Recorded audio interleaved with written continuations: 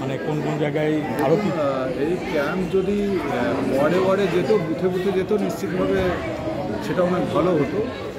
কিন্তু পৌরসভার তো সীমিত একটা আর্থিক আছে, প্লাস আমাদের এতগুলো স্টাফকে ওই সমস্ত ক্যাম্পে নিয়ে যাওয়া মানে সারা দিনটাই যে কদিন ক্যাম্প চলবে সে কদিনই অসুবিধা হবে। যার ফলে আমরা চাইলেও উপায় নেই, কারণ মানুষের কাছে পৌঁছানো দুয়ারে সরকারের তো মূল কথা হচ্ছে মানুষের কাছে কাছে পৌঁছানো, মানুষের পাশাপাশি পৌঁছানো। সেদিক দিয়ে একটা সমস্যা রয়েছে, প্লাস এতগুলো স্টাফ, এতগুলো পুরো যে মোবিলাইজ করা, তাতে যে পরিমাণ খরচা ইত্যাদি ব্যাপার আছে, সেটা একটা মূল সমস্যা।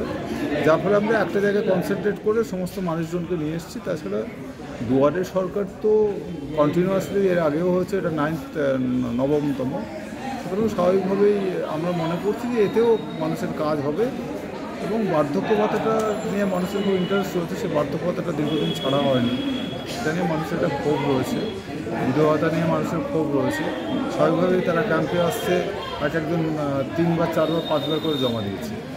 সেটা আমরা যদি এটা সমস্যার সমাধান করে দিই তাহলে ভালো হতো।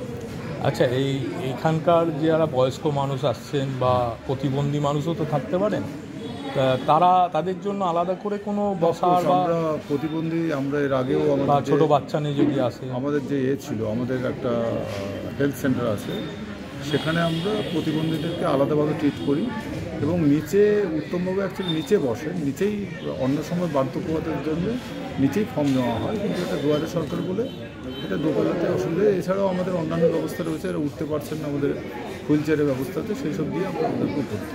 আচ্ছা, এখানে পানীয় জল বা বাথরুম যারা আসবেন, সেসব আমাদের এখানে প্রচুর মানে পানীয় জল, বাথরুম সমস্ত কিছুর ব্যবস্থা রয়েছে। কারণ এখানে বড় বড় নাটক হয়, বিভিন্ন অনুষ্ঠান হয়, সবাইগুলো সেই ইনফ্রাস্ট্রাকচার আমাদের রয়েছে। আচ্ছা, এখানে ধরুন কোনো একজন বেনিফিশিয়ারি এলো, ফর্ম ফিল আপ করার ব্যাপার থাকবে, সেটা অ্যাসিস্ট কারা করছে? এই তো আপনি দেখতে পাচ্ছেন আমাদের টেবিল পাতা রয়েছে, আমাদের সমস্ত এসএসজি গ্রুপ থেকে শুরু করে কাউন্সিলর নিজেরা রয়েছেন, ওয়ার্ড কমিটি রয়েছেন, ওয়ার্ডের সেক্রেটারি রয়েছেন, সবাই মিলে সাহায্য করছে।